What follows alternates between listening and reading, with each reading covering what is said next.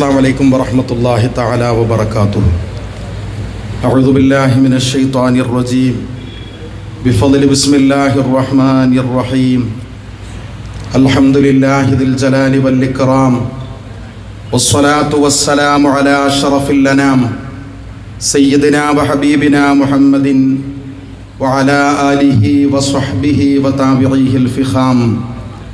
ربي يسر ولا تعسر، ربي زدنا علما وحلما وعقلا وفهما وأدبا كاملا، وربي تمم بالخير والسعادة. ബഹുമാനാദരവുകൾ നിറഞ്ഞ ഈ പ്രൗഢമായ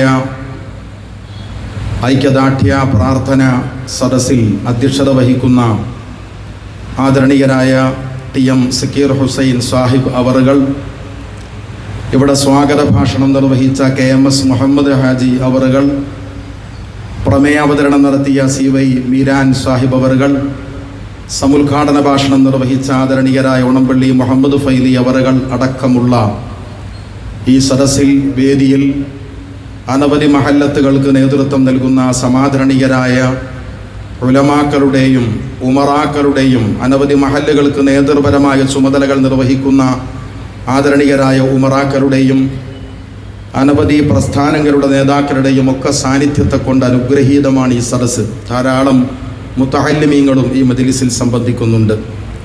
എല്ലാവരെയും അതിവിശിഷ്ടമായ അഭിവാദ്യങ്ങളെ കൊണ്ട് പ്രത്യേകം അഭിവാദ്യം ചെയ്യുകയാണ്. റഹ്മാനായ റബ്ബ് നമ്മുടെ സംഗമത്തെ കബൂലാക്കുമാറാകട്ടെ. നാം ഇവിടെ പെരുമ്പാവൂർ പട്ടണത്തിൽ വ്യത്യസ്തങ്ങളായ മഹല്ലുകളിൽ നിന്നും ഇന്ന് അസ്ർ നമസ്കാരത്തിന് ശേഷം ഇവിടെ ഒരുമിച്ചുകൂടി മുദ്രാവാക്യങ്ങൾ മുഴക്കി ഫലസ്തീനിലെ പാവപ്പെട്ട മക്കൾക്ക് വേണ്ടി പ്രാർത്ഥനാ നിരതരായി നാം ഇവിടെ സംഗമിക്കുമ്പോൾ നമ്മുടെ വലിയൊരു ഉത്തരവാദിത്വത്തിൻ്റെ, അഥവാ ഒരു വേള നിർവഹിച്ചില്ലെങ്കിൽ നമ്മൾ അള്ളാഹുവിൻ്റെ അടുക്കൽ ഗുരുതരമായ തെറ്റുകൾ ചെയ്ത പാപികളായി മാറുന്ന വിധത്തിൽ വലിയൊരു ഉത്തരവാദിത്വം നിർവഹിച്ചവരായിട്ടാണ് നാം ഇവിടെ സംഗമിച്ചിട്ടുള്ളത്. നമ്മുടെ ഈ പ്രാർത്ഥനകൾ ഫലസ്തീനികൾ കാണുന്നുണ്ടോ, കേൾക്കുന്നുണ്ടോ? അവർ കാണുക, അവർ കേൾക്കുക എന്നത് വിഷയമായ കാര്യമല്ല. മുത്തനബി സല്ലല്ലാഹു അലൈഹി വസല്ലമ തങ്ങൾ പറയുന്നു, ദഅവത്തുൽ മർഇ ലി അഖീഹിൽ മുസ്ലിം, ഒരാൾ അദ്ദേഹത്തിൻ്റെ സഹോദരന് വേണ്ടി പ്രാർത്ഥിക്കുന്നു, ബിളഹരിൽ ഗൈബി, ആ അപരനായ സഹോദരന് വേണ്ടി ദുആരക്കുമ്പോൾ അയാളത് കാണുന്നില്ല, അയാളത് കേൾക്കുന്നില്ല. ഫലസ്തീനിലെ മക്കൾ നമ്മുടെ പ്രാർത്ഥന ഒരുപക്ഷെ അറിഞ്ഞുകൊള്ളണമെന്നില്ല. പെരുമ്പാവൂർ പട്ടണത്തിൽ നമ്മളിങ്ങനെ സംഗമിച്ചതും നമ്മളിന്ന് പ്രാർത്ഥന നടത്തിയതും പ്രത്യേകമായ ഏതെങ്കിലും ഒരു സംവിധാനത്തിലൂടെ ആ പാവങ്ങൾ നമ്മൾ അറിയിച്ചു കൊടുക്കുന്നില്ലല്ലോ. അവരത് അറിയുന്നില്ല, അവരത് കേൾക്കുന്നില്ല.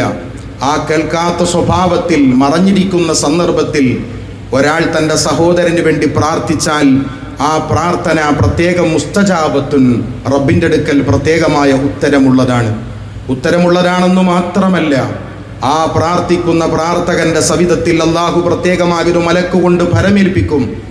ആ മലക്ക് അവൻ്റെ മുഴുവൻ ദുആകൾക്കും ആമീൻ ആമീൻ ആമീൻ, അള്ളാഹുവേ നീ ഉത്തരം നൽകണമേ എന്ന് നിരന്തരമായി പറയുകയും വലക്ക മിസ്ലു, അതുപോലത്തെ അനുഗ്രഹങ്ങൾ, അതുപോലത്തെ കാവലുകൾ നിനക്ക് സിദ്ധമാകട്ടെ എന്ന ആ മലക്ക് പ്രാർത്ഥിക്കുകയും ചെയ്യുമെന്നാണ്. ഈ ഹദീസിന്റെ വെളിച്ചത്തിൽ മഹാനായ ഇമാം നവവി റഹ്മത്തുള്ളാഹി തആല അലൈഹി അവറുകൾ പറയുന്നു, ഒരാൾ മറ്റൊരാളുടെ സാന്നിധ്യത്തിൽ അയാൾക്ക് വേണ്ടി പ്രാർത്ഥിക്കുമ്പോൾ ഒരുപക്ഷെ കൃത്രിമമായ ആത്മാർത്ഥതയുടെ ചേരുവകൾ അവൻ്റെ വാക്കിൽ വന്നു എന്ന് വരാം, അവൻ്റെ പ്രകടനങ്ങളിൽ ഉണ്ടായി എന്ന് വരാം, ആ പ്രാർത്ഥനയ്ക്കൊരു പ്രകടനപരത കടന്നു വന്നു എന്ന് വരാം. അത്ര പ്രകടനപരതകളൊന്നുമില്ലാതെ, ലോകമാന്യതയുടെ അംശാംശങ്ങളില്ലാതെ ആത്മാർത്ഥതയിൽ നിന്നും നിർഗളിക്കുന്നതാണല്ലോ ആർക്ക് വേണ്ടിയാണോ ദുആരക്കുന്നത് അയാളുടെ ആ സാന്നിധ്യത്തിലുള്ള പ്രാർത്ഥന. ആ പ്രാർത്ഥന പ്രത്യേകം സ്വീകരണീയമാണെന്നും അങ്ങനെ പ്രാർത്ഥിക്കുന്ന സന്ദർഭത്തിൽ അള്ളാഹുവിൻ്റെ മലക്കുകൾ ആ വ്യക്തിയിലേക്ക്, ആ സദസ്സിലേക്ക് സമാഗതമാകുമെന്നും ആ പ്രാർത്ഥിക്കുന്നവർക്ക് വേണ്ടി അള്ളാഹുവിൻ്റെ മലക്കുകൾ പ്രാർത്ഥിക്കുമെന്നും മുത്തുനബി തങ്ങൾ സ്വല്ലല്ലാഹു അലൈഹി വസല്ലമ തങ്ങൾ പഠിപ്പിച്ചതിൻ്റെ വെളിച്ചത്തിൽ മുൻഗാമികളായ സലഫു സ്വാലിഹീങ്ങൾ അവരുടെ ജീവിതത്തിലെ സങ്കടങ്ങൾ മാറാൻ, അവരുടെ ജീവിതത്തിലെ അഭിലാഷങ്ങൾ അത് സ്വായത്തമാക്കാൻ, അവരുടെ പ്രശ്നങ്ങൾ പരിഹൃതമാകാൻ റബ്ബിനോട് ദുആയിരക്കുമ്പോൾ അവരവരുടെ കാര്യങ്ങൾ പറയുന്നതിനപ്പുറം മറ്റൊരാളുടെ അത്തരം പ്രശ്നങ്ങൾ മാറാൻ വേണ്ടി അള്ളാഹുവിനോട് ദുആ ചെയ്യുക എന്നത് പതിവായിരുന്നു. മറ്റൊരാൾക്ക് വേണ്ടിയിട്ടാണ് ദുആ ചെയ്യുക. ആ മറ്റൊരാൾക്ക് വേണ്ടി ദുആ ചെയ്യുമ്പോൾ ആ ദുആയ്ക്ക് ഉത്തരമായി അല്ലാഹുവിന്റെ മലക്കിന്റെ പ്രാർത്ഥന ഉണ്ടാകുമല്ലോ, വലക്ക മിസ്ലു, നിനക്കും അതുപോലത്തെ അനുഗ്രഹം ഉണ്ടാകട്ടെ എന്ന്. ആ മലക്കിന്റെ പ്രാർത്ഥന കൊണ്ട് ആ സഹോദരന് വേണ്ടി ഞാൻ എന്തെല്ലാം വിഷയങ്ങളിലാണോ പ്രാർത്ഥിച്ചത്, ആ പ്രാർത്ഥിച്ചതിൻ്റെ ഉത്തരങ്ങൾ എനിക്കും സിദ്ധമാകുമല്ലോ എന്ന് കരുതി മുൻഗാമികൾ അങ്ങനെ ദുആറക്കാറുണ്ടായിരുന്നു. നാം ഫലസ്തീൻ മക്കൾക്ക് വേണ്ടി അവരുടെ സമാധാനത്തിന് വേണ്ടി നമ്മൾ ദുആ ചെയ്യുമ്പോൾ അള്ളാഹു നമുക്കും സമാധാനം നൽകുകയാണ്. അവരുടെ സുരക്ഷിതത്വത്തിന് വേണ്ടി നമ്മൾ പ്രാർത്ഥിക്കുമ്പോൾ അള്ളാഹു നമുക്ക് സുരക്ഷിതത്വം വാഗ്ദത്തം ചെയ്യുകയാണ്. അവരുടെ കുഞ്ഞുങ്ങൾ യതീമുകളായി മാറിയ കുഞ്ഞുങ്ങൾ അള്ളാഹു അവരുടെ സംരക്ഷണം നീ ഏറ്റെടുക്കണമേ എന്ന് പ്രാർത്ഥിക്കുമ്പോൾ ഒരുപക്ഷെ മാതാപിതാക്കളാകുന്ന നമുക്ക് ദീർഘായുസ് നൽകിക്കൊണ്ട് റഹ്മാനായ റബ്ബ് നമ്മുടെ മക്കളെ യതാമത്തിൽ നിന്നും ഒരു വേള രക്ഷപ്പെടുത്തുകയാണ്. അപ്പോൾ അവർക്ക് വേണ്ടിയുള്ള പ്രാർത്ഥന നമുക്ക് വേണ്ടി കൂടെയുള്ള പ്രാർത്ഥനയാണ്. അസാന്നിധ്യത്തിലുള്ള പ്രാർത്ഥന പ്രത്യേക മുസ്തജാബത്താണ്. ആ അർത്ഥത്തിൽ ഈ മഹത്തരമായ സദസ് മുത്തുനബി മുഹമ്മദ് മുസ്തഫ സല്ലല്ലാഹു അലൈഹി വസല്ലമ തങ്ങളുടെ പരിശുദ്ധമായ അധ്യാപനങ്ങളിലേക്ക് ചേർന്ന് നിൽക്കുന്നു. അള്ളാഹുവിന്റെ റസൂൽ ഒരു സന്ദർഭത്തിൽ പഠിപ്പിക്കുകയാണ്, ലാ തഖിഫന്ന ഇൻദ റജുലിൻ, അയാളുടെ പരിശുദ്ധ നീ നിൽക്കുവാൻ വേണ്ടി പാടില്ല. എങ്ങനെയുള്ള ഒരാളാണ്? യഖ്തുലു മദ്ലൂമ, മർദ്ദിതനായ ഒരാളെ അയാൾ വധിച്ചു കളയുന്നു. അങ്ങനെ ഒരാളുടെ പരിസരത്ത് നീ നിൽക്കുവാൻ പാടില്ല. എന്തുകൊണ്ടാണ് നിൽക്കാൻ പാടില്ലാത്തത്?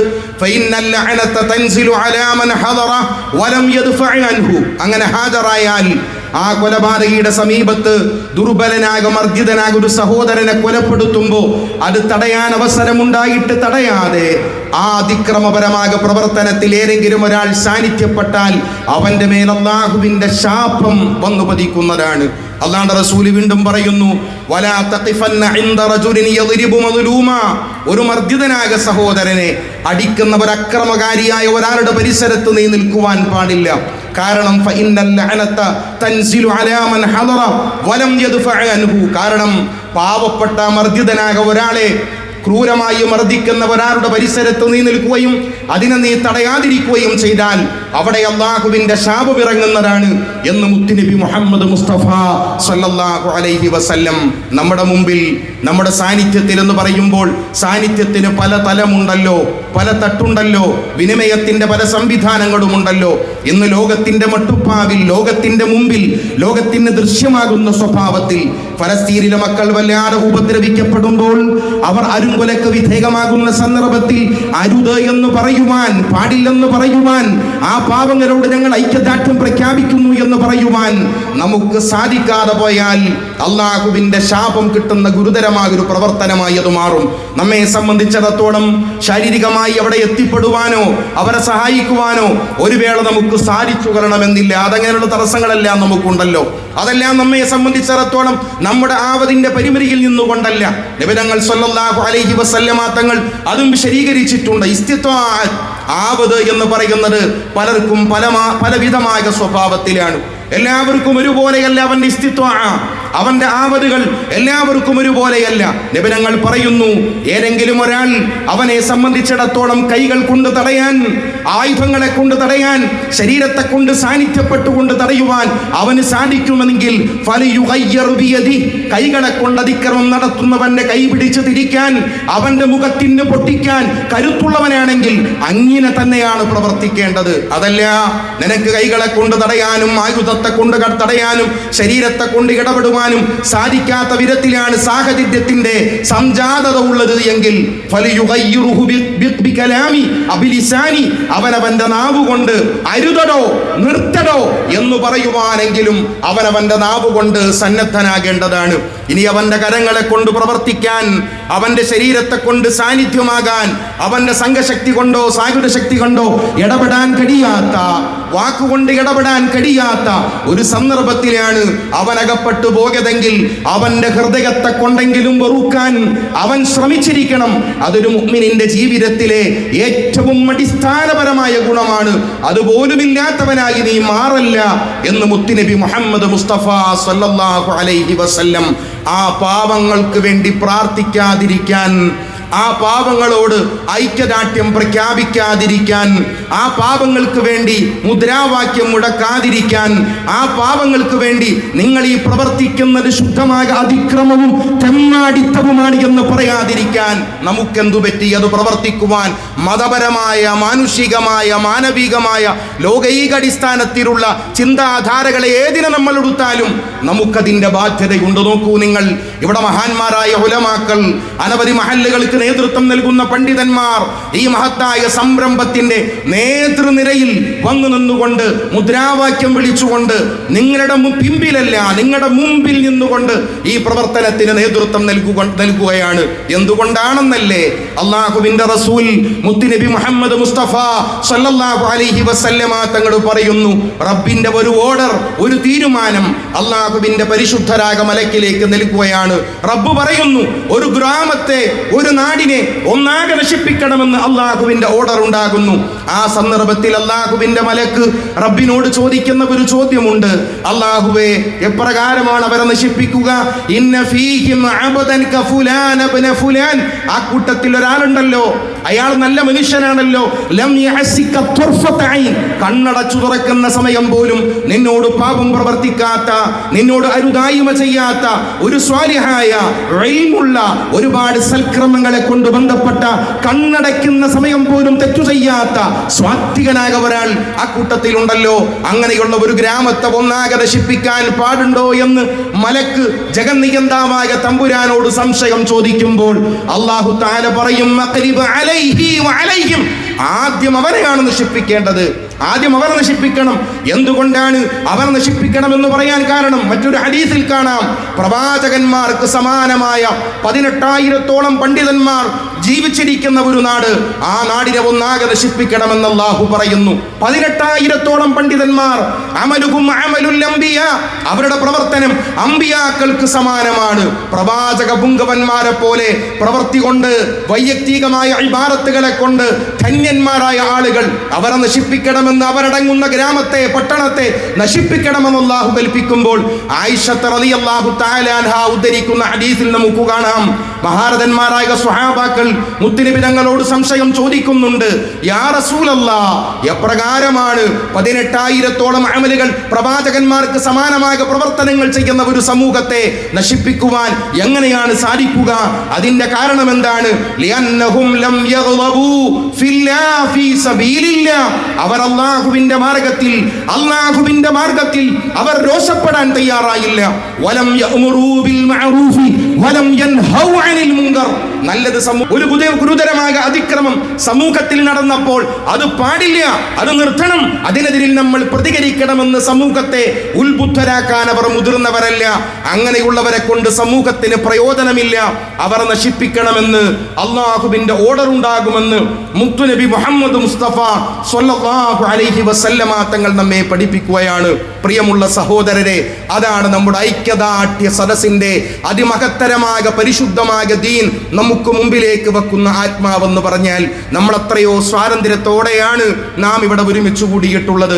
സ്വാതന്ത്ര്യം നഷ്ടപ്പെടുക എന്ന് പറഞ്ഞാൽ എന്താണ്? പരിശുദ്ധ ഖുർആൻ പറയുന്നുണ്ട്, വമൻ ഖതല മുഅ്മിനൻ ഖതുആ, ഏതെങ്കിലും ഒരാൾ ബോധപൂർവമല്ല, അറിയാതെ, തെറ്റായി മറ്റൊരാളിലേക്ക് വാടി വീശിയതാണ്, ഒരു മാൻപേടക പിടിക്കാനായി അമ്പെയ്തതാണ്, യാദൃച്ഛികമായി അമ്പേറ്റുകൊണ്ട് ഒരാൾ മരണപ്പെട്ടാൽ അതിന് പരിഹാരമായി ചെയ്യേണ്ടത് ഫതഹരീറു റഖബത്തിൻ മുഅ്മിന, മറ്റൊരാളെ അടിമത്വത്തിൽ നിന്നും പാരതന്ത്രത്തിൽ നിന്നും മോചിപ്പിച്ചുകൊണ്ട് വേണം ഒരാൾ മരിക്കുന്നതിന് കാരണമായ പ്രവർത്തനത്തിന് നീ പരിഹാരം ചെയ്യാൻ എന്ന് പരിശുദ്ധ ഖുർആൻ. ഈ ഖുർആനിക സൂക്തത്തിന്റെ വെളിച്ചത്തിൽ മഹാരഥന്മാരായ പണ്ഡിതന്മാർ പറയുന്നു, എന്തുകൊണ്ടാണ് ഒരാളെ കൊലപ്പെടുത്തിയാൽ മനഃപൂർവ്വമല്ല, യാദൃച്ഛികമായ അവന്റെ പ്രവർത്തനത്തെ കൊണ്ട് ഒരു നിരപരാധനായ ആള് മരിക്കാൻ അവസരമുണ്ടായാൽ അതിന് പകരം പാരതന്ത്രത്തിന്റെ മുഖങ്ങൾ പേറുന്ന ഒരാളെ മോചിപ്പിക്കണമെന്ന് ഖുർആൻ പറയുവാനുള്ള കാരണം എന്താണ്? പാരതന്ത്ര്യം, അസ്വാതന്ത്ര്യം എന്ന് പറഞ്ഞാൽ മരണമാണ്.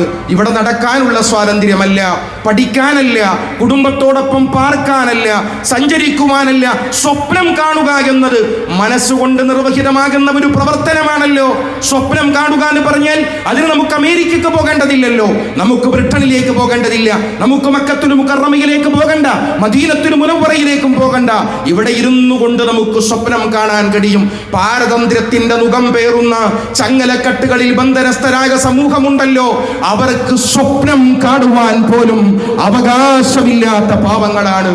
അതുകൊണ്ടാണ് പരിശുദ്ധ ഖുർആൻ പറഞ്ഞത്, ഒരാളെ ശരിയായ മരണത്തിന് ഈ ഭൗമലോകത്ത് നിന്നും വിട പറഞ്ഞു പോകുന്ന, മണ്ണിലേക്ക് ഉൾച്ചേർക്കുന്ന അഥവാ കബറടക്കുന്ന ഒരു ഗുരുതരമായ അപരാധം ബോധപൂർവകമല്ലെങ്കിലും നിന്റെ പ്രവൃത്തിപഥത്തിൽ വന്നാൽ അതിന് പരിഹാരമായി പാരതന്ത്രത്തിൽപ്പെട്ടു പോയൊരു സഹോദരനെ നീ മോചിപ്പിച്ചാൽ മതി എന്ന് പരിശുദ്ധ ഖുർആൻ പറയുവാനുള്ള കാരണം എന്താണ്? പെരുമ്പാവൂരിൽ ഈ ബൃഹത്തായ സദസ്സിൽ ഒരുമിച്ച് കൂടിയിരിക്കുന്ന എന്റെ പ്രിയപ്പെട്ട സഹോദരന്മാരെ, നിങ്ങൾ സമാധാനപരമായിട്ടല്ലേ ഇവിടെ ഒരുമിച്ച് കൂടിയത്? നിങ്ങൾ സമാധാനപരമായിട്ടല്ലേ മുദ്രാവാക്യം വിളിച്ചു വന്നത്? നിങ്ങൾ ഭവനങ്ങളിലേക്ക് ചെന്നാൽ നിങ്ങൾക്ക് പാർക്കാൻ ഭവനങ്ങളിലില്ലേ? അവിടെ നിങ്ങളുടെ പ്രിയപ്പെട്ട പ്രാണപ്രേയസികൾ നിങ്ങളെ കാത്തിരിക്കുന്നില്ലേ? നിങ്ങളുടെ ലാളന ഏറ്റുവാക്കാൻ കാത്തിരിക്കുന്ന മക്കൾ, പേരക്കുട്ടികൾ നിങ്ങളുടെ ഭവനങ്ങളിലില്ലേ? നിങ്ങൾക്ക് ആഹരിക്കുവാൻ ഭക്ഷണമില്ലേ? പാനം ചെയ്യുവാൻ ശുദ്ധമായ വെള്ളമില്ലേ? എന്നാൽ നിങ്ങളൊന്ന് ചിന്തിച്ചു നോക്കൂ, നാളത്തെ പ്രഭാതത്തിൽ ഇവിടെ ഒരു തീരുമാനം കടന്നു വരികയാണ്. ആ തീരുമാനത്തിന്റെ അനന്തരഫലം എന്താണെന്നറിയുമോ? ഈ രാജ്യത്ത് ജീവിക്കുന്ന കോടാനുകോടിയോളം വരുന്ന മനുഷ്യർക്ക്, പെരുമ്പാവൂർ കുന്നത്തനാട് താലൂക്കിൽ ജീവിക്കുന്ന ലക്ഷക്കണക്കിന് വരുന്ന ആളുകൾക്ക് അവരുടെ വീട് നാളെ മുതൽ നഷ്ടപ്പെടുകയാണ്. അവരുടെ തൊഴിലിടങ്ങൾ അവരുടേതല്ല, അവരുടെ കൃഷിയിടങ്ങൾ അവരുടേതല്ല, അവരുടെ കച്ചവട സ്ഥാപനങ്ങൾ അവരുടേതല്ല. അതെല്ലാം തിരിച്ചു പിടിക്കുകയാണ്. നാളെ മുതൽ അതൊന്നും നിങ്ങൾക്ക് സ്വന്തമല്ല. നിങ്ങളുടെ ഭവനങ്ങളിൽ നിന്നും, നിങ്ങളുടെ കൃഷിയിടങ്ങളിൽ നിന്നും, നിങ്ങളുടെ കച്ചവട സ്ഥാപനങ്ങളിൽ നിന്നും, നിങ്ങളുടെ വാഹനങ്ങളിൽ നിന്നും നിങ്ങൾ ഇറങ്ങിപ്പോകണമെന്ന് പറഞ്ഞാൽ അതിനെ എത്തരത്തിലാണ് നമ്മൾ അഭിമുഖീകരിക്കുക? ഏതൊരു പ്രതികരണമാണ് നമുക്കുണ്ടാവുക? എത്തരത്തിലാണ് നമ്മൾ അഭിമുഖീകരിക്കുക? ഏതൊരു പ്രതികരണമാണ് നമുക്കുണ്ടാവുക? 1948 മെയ് മാസം 16 ഫലസ്തീനിന്റെ മാറ് പിളർന്ന് ഇസ്രായേൽ രാഷ്ട്രത്തെ ബ്രിട്ടനിന്റെയും ഫ്രാൻസിന്റെയും അന്ന് വേൾഡ് ഓർഗനൈസേഷന്റെയും വേൾഡ് ലീഗിന്റെയും ആഭിമുഖ്യത്തിൽ ഇസ്രായേൽ രാഷ്ട്രം സംസ്ഥാപിതമാകുമ്പോ 1000 അല്ല, 10000 അല്ല, ലക്ഷമല്ല, ദശലക്ഷക്കണക്കിന് വരുന്ന പാവങ്ങളിൽ പാവങ്ങളായ അറബ് വംശജരായ മഹാഭൂരിപക്ഷം വരുന്ന മുസ്ലിങ്ങളും ന്യൂനപക്ഷമാകുന്ന ക്രൈസ്ത്യാനികളും വളരെ ചെറിയ ന്യൂനപക്ഷമാകുന്ന ജൂത സഹോദരങ്ങളും പ്രത്യേകിച്ച് മുസ്ലിം സമുദായമാണ് ആ രാജ്യത്ത്, സ്വന്തം രാജ്യത്ത് അഭയാർത്ഥികളായി മാറിയത് എന്ന് നമ്മൾ ചിന്തിക്കണം. ഞാൻ എൻ്റെ വാക്കുകൾ ദീർഘമാക്കുന്നില്ല, ഞാൻ എൻ്റെ വാക്കുകൾ ഉപസംഹരിക്കുകയാണ്. നിസ്കാരം നമ്മളുടേത് യാന്ത്രികമായി മാറുന്നു, പ്രാർത്ഥനകൾ നമ്മളുടേത് യാന്ത്രികമായി മാറുന്നു, ജിഹാദ് നമ്മളുടേത് യാന്ത്രികമായി മാറുന്നു, ധർമ്മസമരം നമ്മളുടേത് യാന്ത്രികമായി മാറുന്നു. സ്വന്തം വീടില്ലാതെ അഭയാർത്ഥി ക്യാമ്പിൽ കഴിയുന്ന 10 വയസ്സുകാരൻ, 9 വയസ്സുകാരി, 5 വയസ്സുകാരൻ സ്വന്തം ശരീരത്തിൽ കല്യാണത്തിന്റെ തലേന്ന്, പെരുന്നാളിന്റെ തലേന്ന് നമ്മുടെ മക്കളും പേരക്കുട്ടികളും ശരീരത്തിൽ മൈലാഞ്ചി വാരി പുരട്ടുന്നത് പോലെ നിറങ്ങളെ കൊണ്ട് ചമച്ചൊടിക്കുന്ന സ്കെച്ച് പേനകളെ കൊണ്ട് സ്വന്തം കയ്യിലും കാലിലും തുടയിലും നെഞ്ചകത്തും സ്വന്തം പേര് എന്ന് സ്വന്തം പേരെഴുതി വെച്ച് ആകാശത്ത് കൂടെ വട്ടമിട്ട് പറക്കുന്ന ഇസ്രായേലിന്റെ ബോംബർ വിമാനങ്ങൾ നോക്കി പുഞ്ചിരി തൂകി ആ ബോംബർ വിമാനം ഞങ്ങളുടെ ശരീരത്തിലേക്ക് ബോംബുകൾ വർഷിക്കുമ്പോ, ഞങ്ങളുടെ ശരീരം ചിതറിത്തെറിക്കുമ്പോ പൂർണ്ണമായി ഞങ്ങളുടെ ശരീരം ലബ്ധമാവുകയില്ല. ലഭിക്കുന്നതൊരിക്കൽ കാലായിരിക്കും, കൈയായിരിക്കും, ഹൃദയത്തിന്റെ ഒരു മാംസപിണ്ഡമായിരിക്കും. അവിടെ എന്റെ പേരുണ്ടാകുമ്പോൾ ജീവിതത്തിന്റെ അവസാന പ്രവർത്തനമാകുന്ന എന്റെ പിതാവുണ്ടെങ്കിൽ പിതാവിന്റെ, മാതാവുണ്ടെങ്കിൽ മാതാവിന്റെ, കുടുംബ ബന്ധുക്കളുണ്ടെങ്കിൽ അവരുടെ ആത്മാർത്ഥമായ ഒരു നിസ്കാരമെങ്കിലും ലഭിക്കുമല്ലോ എന്ന് ചിന്തിച്ചുകൊണ്ട് സ്വന്തം പേരെഴുതി വെച്ച് ആ ബോംബർ വിമാനങ്ങളെ കൊണ്ട് നോക്കി പുഞ്ചിരി തൂകുന്ന ആ പോരാളികളുണ്ടല്ലോ, അവർ ഈമാനിന്റെ യഥാർത്ഥ ഉദാഹരണം, ഈമാനിന്റെ യഥാർത്ഥമായ അടയാളം നമുക്ക് മുമ്പിൽ വരച്ചു കാണിക്കുന്നവരാണ്. അവരോട് ഐക്യദാർഢ്യപ്പെടാനും അവർക്ക് വേണ്ടി പ്രാർത്ഥിക്കുവാനും നമുക്ക് സാധിക്കുന്നില്ലെങ്കിൽ നാം യഥാർത്ഥ മുഅ്മിനല്ല, യഥാർത്ഥ മനുഷ്യത്വത്തിന്റെ വികാരം ഉൾക്കൊണ്ടവരുമല്ല. ആ അർത്ഥത്തിൽ പ്രവർത്തിക്കാൻ നമുക്കെല്ലാവർക്കും റഹ്മാനായ റബ്ബ് വലിയ തൗഫീഖിനെ പ്രദാനിക്കട്ടെ.